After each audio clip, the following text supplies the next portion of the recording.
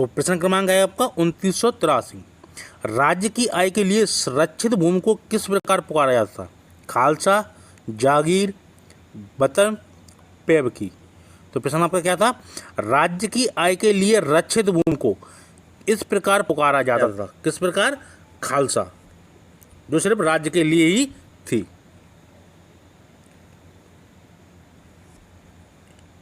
अगला प्रश्न, उस भूमि को किस नाम से जाना जाता था जिसे सुल्तान प्रत्यक्ष रूप से लगान प्राप्त करता था?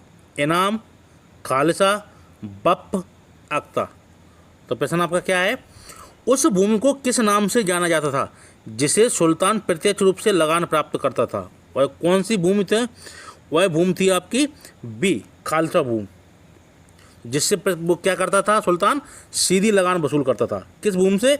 खालसा वसूल से, यानी कि ये इससे रक्षित करी हुई भूमि थी। कौन सी? खालसा भूमि।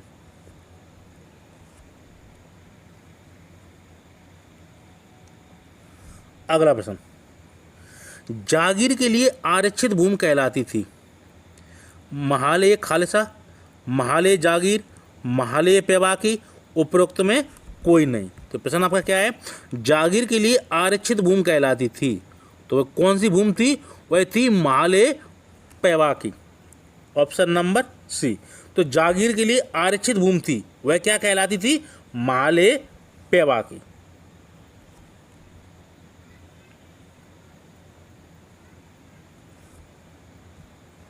अगला प्रश्न 2986।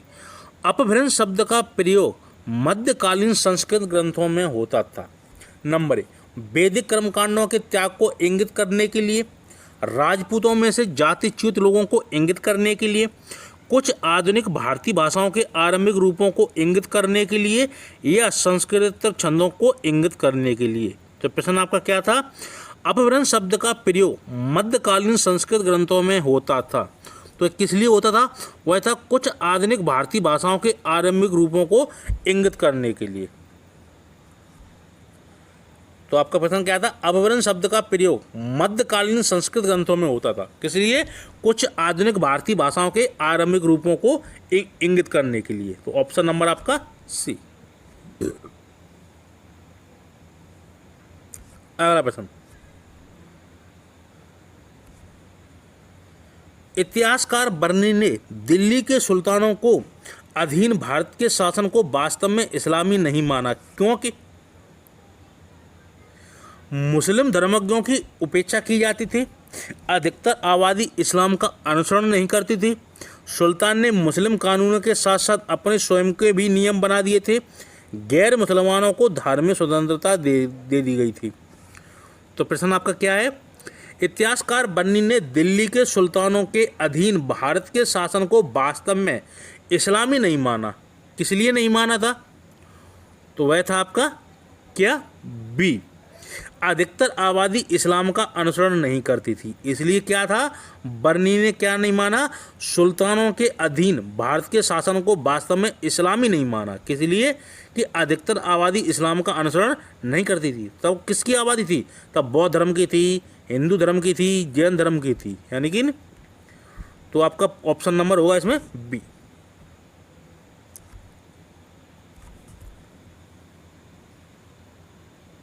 अगला प्रश्न, मध्यकालीन भारतीय राजाओं के संदर्भ में निम्नलिखित में से कौन सा कथन सही है? नंबर ए, बलबन ने अपनी सेना के घोड़ों को दागने की पद्धति शुरू की, अलाउद्दीन खिलजी ने पहले एक अलग आरज विभाग स्थापित किया। नंबर सी, मोहम्मद बिन तुगलक के बाद दिल्ली की गद्दी पर उसके चाचा बैठे, फिरोज तुगलक ने गुलामों का एक अलग विभाग स्थापित किया। तो प्रश्न आपका क्या है? मध्यकालीन भारतीय राजाओं के संदर्भ में निम्नलिखित में से कौन सा कथन सही है? तो आपको बताना है इसमें कौन सा कथन सही है। तो वह सही है आपका, फिरोज तुगलक ने गुलामों का एक अलग विभाग स्थापित किया था। तो प्रश्न आपका क्या था? मध्यकालीन भारतीय राजाओं के संदर्भ में निम्नलिखित में से कौन सा कथन सही है? तो वह आपका कथन सही है डी, फिरोज शाह तुगलक ने क्या किया था? गुलामों के लिए एक अलग विभाग की स्थापना की थी। और क्या थे? बलबन ने अपनी सेना के घोड़ों को दागने की पद्धति शुरू की? नहीं। अलाउद्दीन खिलजी ने पहले एक अलग आर्य विभाग स्थापित किया? ये भी नहीं। मोहम्मद बिन तुगलक के बाद दिल्ली की गद्दी पर उसके चाचा बैठे? ए भी सही नहीं है। तो आपका सही कौन सा है? डी। फिर तुगलक ने गुलामों का एक अलग विभाग स्थापित किया था। तो ऑप्शन नंबर है आपका डी सही। अगला प्रश्न, सल्तनत काल में शाही सचिवालय के प्रधान को जाना जाता था बरीद ए मुमालिक, अरीज ए मुमालिक, दबीर ए मुमालिक, काजी ए मुमालिक। तो प्रश्न आपका क्या है? सल्तनत काल में शाही सचिवालय के प्रधान को जाना जाता था। तो क्या जाना जाता था? वह जाना जाता था आपका सी, दबीर ए मुमालिक। तो प्रश्न आपका क्या है? सल्तनत काल में शाही सचिवालय के प्रधान को जाना जाता था। क्या जाना जाता था? दबीर ए मुमालिक।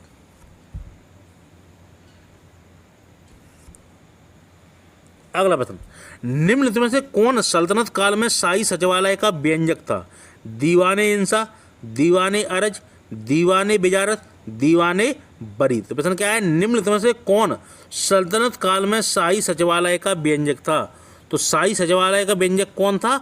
वह था आपका ए, दीवाने इंसा। तो निम्नलिखित में से कौन सल्तनत काल में शाही सचिवालय का व्यंजक था? वह था आपका दीवाने इंसा। Option number A. अगला प्रश्न 2991, निम्नलिखित में से किस एक स्थान को अरब यात्रियों ने स्वर्ण गिरह कहा है? मैसूर को, मुल्तान को, राजस्थान को या गुजरात को? तो प्रश्न आपका क्या है? निम्नलिखित में से किस एक स्थान को अरब यात्रियों ने क्या कहा है? स्वर्ण गिरह कहा है। तो वह स्वर्ण कौन सा वो था स्थान? वह था आपका मुल्तान। तो मुल्तान को अरब यात्रियों ने क्या कहा है? स्वर्ण गिरह। तो निम्नलिखित में से किस एक स्थान को अरब यात्रियों ने स्वर्ण गिरह कहा है? वह था आपका मुल्तान। Option number B. अगला प्रश्न, सल्तनत काल के अधिकांश अमीर ए सुल्तान किस वर्ग के थे? मंगोल, तुर्क, तातार या आपके? प्रश्न आपका क्या है? सल्तनत काल के अधिकांश अमीर एवं सुल्तान किस वर्ग के थे? तो वह किस वर्ग के थे? वह थे आपके तुर्क। तो सल्तनत काल के अधिकांश अमीर एवं सुल्तान किस वर्ग के थे? तो वे आपके तुर्क वर्ग के थे।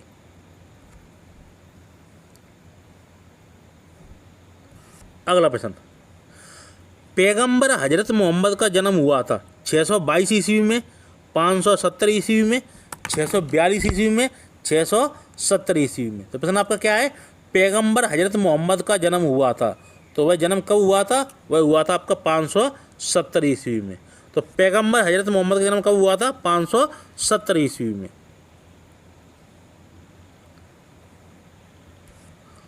अगला प्रश्न, भारत में पोलो खेल का प्रचलन किया अंग्रेजों ने, यूनानियों ने, तुर्कों ने, मुगलों ने? तो प्रश्न क्या है? भारत में पोलो खेल का प्रचलन किया था। तो पोलो खेल का प्रचलन किसने किया था? पोलो खेल का वह थे आपके तुर्क लोग। तो जो तुर्क थे कौन? कुतुबुद्दीन ऐबक। इसने क्या किया था? भारत में पोलो खेल शुरुआत किया था। और ये घोड़े से गिरकर मृत्यु हो जाती है किसकी? कुतुबुद्दीन ऐबक की, पोलो खेलते समय। अगला प्रश्न 2995, चंगेज खां का मूल नाम था येसुगई, खासुल खान, तेमुचिन, ओगदी। तो चंगेज खां का मूल नाम था। तो चंगेज खां का मूल नाम क्या था? वह था आपका तेमुचिन। ऑप्शन नंबर सी। तो चंगेज खां का मूल नाम क्या था? तेमुचिन।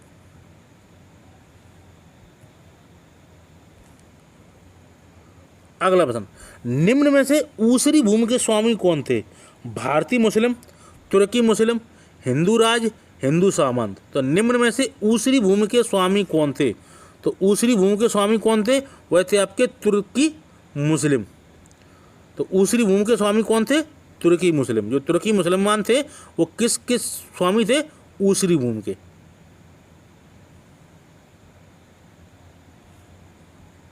अगला प्रश्न, अमीर खुसरो के अनुसार शतरंज का खेल आविष्कृत किया गया भारत में, अरब में, फारस में, तुर्की में? तो प्रश्न क्या है?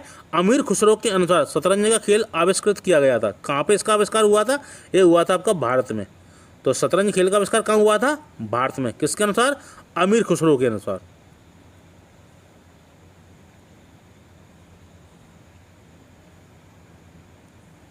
अगला प्रश्न, दक्षिणी तट के मोपलाओं को किसके शिष्यों ने इस्लाम में धर्मांतरित किया?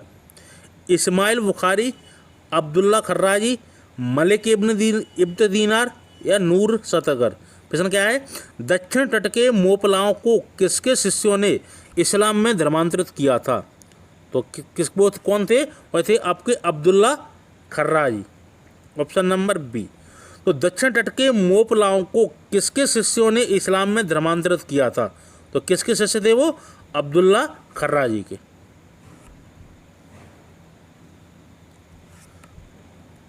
अगला प्रश्न, निम्नलिखित में से किस विद्वान को हुज्जत उल इस्लाम कहा गया है? अबू यजीद अल बिस्तामी को, साहब अलीउल्लाह को, शेख जुनैद को, अबू हामिद मोहम्मद अल गजाली को। तो प्रश्न क्या है? निम्नलिखित में से किस विद्वान को हुज्जत उल इस्लाम कहा गया है? तो हुज्जत उल इस्लाम किसको कहा गया है? वह कहा गया है ऑप्शन नंबर आपका डी, अबू हामिद मोहम्मद अल गजाली को। तो निम्नलिखित में से किस विद्वान को हुज्जत उल इस्लाम कहा गया है? किसको कहा गया है? अबू हामिद मोहम्मद अली अल गजाली को। अबू हामिद मोहम्मद अल गजाली को क्या कहा गया है? हुज्जत उल इस्लाम कहा गया है।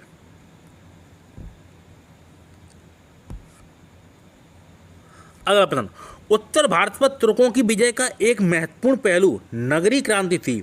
यह कथन किसका है? एम हबीब का, के एम निजामी का, आर पी त्रिपाठी का, यूसुफ हुसैन का। प्रश्न क्या है? उत्तर भारत पर तुर्कों की विजय का एक महत्वपूर्ण पहलू नगरी क्रांति थी। यह कथन किसका है? तो यह कथन था आपका एम हबीब का। तो प्रश्न आपका क्या है? उत्तर भारत पर तुर्कों की विजय का एक महत्वपूर्ण पहलू नगरी क्रांति थी। यह कथन किसका है? यह था आपका एम हबीब का। प्रश्न इसलिए हम धीरे धीरे पढ़ते हैं क्योंकि जितना प्रश्न धीरे पढ़ेंगे उतना ही ज़्यादा देर तक याद रहता है। आपको देखने में ना अच्छा लगे, लेकिन आपको जितनी जल्दी पढ़ोगे उतने ही जल्दी आप प्रश्नों को भूल जाओगे। तो इसलिए आप 2-3 बार एक प्रश्न को पढ़ें। थोड़ा समय जरूर लगता है, लेकिन वो प्रश्न आपको हमेशा के लिए याद हो जाता है। ठीक है, जैसे कि आप पेपर सॉल्व करते हैं तो वो प्रश्न आपको हमेशा के लिए याद रहते हैं कि हाँ हमने ये पेपर में हल किया था। लेकिन कोई जल्दी प्रश्न आपको सॉल्व कराता चला जाए, है ना, वो हाल तो अच्छा लगता है कि फटाफट हमने प्रश्न देख लिए, लेकिन वो कुछ ही दिनों बाद वो प्रश्न क्या है, गायब हो जाते हैं अपने दिमाग से। तो इसलिए हम 2-3 बार प्रश्न को पढ़ते हैं, इसलिए आपको प्रश्न याद हो सके। तो प्रश्न क्या था? उत्तर भारत पर तुर्कों की विजय का एक महत्वपूर्ण पहलू नगरी क्रांति थी। यह कथन किसका था? यह था आपका एम हबीब का। तो जितना प्रश्न आप जितनी देर तक देखोगे उतनी देर तक प्रश्न क्या है, याद रहता है, और जितनी जल्दी आप प्रश्न को पढ़ लोगे उतनी जल्दी आप प्रश्न को भूल भी जाते हो। तो अगला प्रश्न है 3001। सल्तनत काल में सैन्य विभाग के अध्यक्ष को क्या कहा जाता था? बरीद ए मुमालिक, दाबिर ए मुमालिक, मुस्तौफी ए मुमालिक, आरिज ए मुमालिक। प्रश्न क्या है? सल्तनत काल में सैन्य विभाग के अध्यक्ष को क्या कहा जाता था? तो वह कहा जाता था आपका डी, आरिज ए मुमालिक। तो प्रश्न आपका क्या था? सल्तनत काल में सैन्य विभाग के अध्यक्ष को, तो सल्तनत काल में सैन्य विभाग के अध्यक्ष को क्या कहा जाता था? आरिज ए मुमालिक। Option number D. अगला प्रश्न, सल्तनत काल में भूमि को नापने के लिए निम्न में से किस एक शब्द का प्रयोग होता था? गजी का, बटाई, मसाहत, गल्ला बख्शी। तो प्रश्न क्या है? सल्तनत काल में भूमि को नापने के लिए निम्न में से किस एक शब्द का प्रयोग होता था? तो वह शब्द कौन सा था? तो वह शब्द था आपका सी, मसाहत। तो सल्तनत काल में भूमि को नापने के लिए निम्न में से किस एक शब्द का प्रयोग होता था? वह शब्द आपका कौन सा था? मसाहत।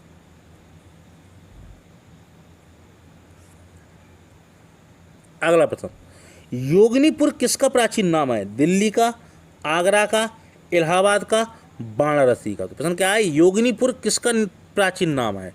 तो योगिनीपुर प्राचीन नाम है वह था आपका दिल्ली का। ये आप पहली बार सुन रहे होंगे बहुत से लोग। तो दिल्ली का प्राचीन नाम क्या था? योगिनीपुर, है ना। तो दिल्ली का प्राचीन नगर क्या था आपका? नाम योगिनीपुर। तो योगिनीपुर किसका प्राचीन नाम था? वह था आपका दिल्ली का। तो आप सभी को मालूम चला गया होगा दिल्ली का पुराना नाम क्या था? एक योगिनीपुर। अगला प्रश्न, उस इतिहासकार का नाम बताइए जिसने भारत का विवरण बिना यहाँ कभी आए हुए ही लिखा है। यानी कि भारत में आए बिना ही उसने क्या लिखा है? यहाँ का विवरण लिखा है। वह कौन था? अब्दुल रज्जाक, सियाउद्दीन अल उमरी, इब्न बतूता, अलवर्णी। तो वह कौन सा इतिहासकार था? वह था आपका Shihabuddin al Umari. Option number B. Abdul Razzaq आया था देवरा द्वितीय के समय। इब्न बतूता कब आया था? ये आया था मोहम्मद बिन तुगलक के समय। अलवर्णी कब आया था? महमूद गजनवी के साथ। कब? जब भारत में पृथ्वीराज चौहान तृतीय का शासन चल रहा था। तो ये भारत में कौन नहीं आया था? शिहाबुद्दीन अल उमरी। और इसने वर्णन भी किया है भारत का, है ना। तो प्रश्न क्या है आपका? उस इतिहासकार का नाम बताइए जिसने भारत का विवरण बिना यहाँ कभी आए हुए ही लिखा है। वह था आपका शिहाबुद्दीन अल उमरी। अगला प्रश्न, खिदमती क्या है? किराए एवं विक्रय पर लगने वाला कर, युद्ध से प्राप्त धन का 1/5, हिंदुओं से लिया जाने वाला कर, पराजित हिंदू शासकों से लिया जाने वाला कर। तो प्रश्न क्या है? खिदमती क्या है? तो खिदमती आपका था, वह था आपका डी, पराजित हिंदू शासकों से लिया जाने वाला कर। उसको क्या कहा गया है? खिदमती। तो खिदमती क्या था? पराजित हिंदू शासकों से लिया जाने वाला कर।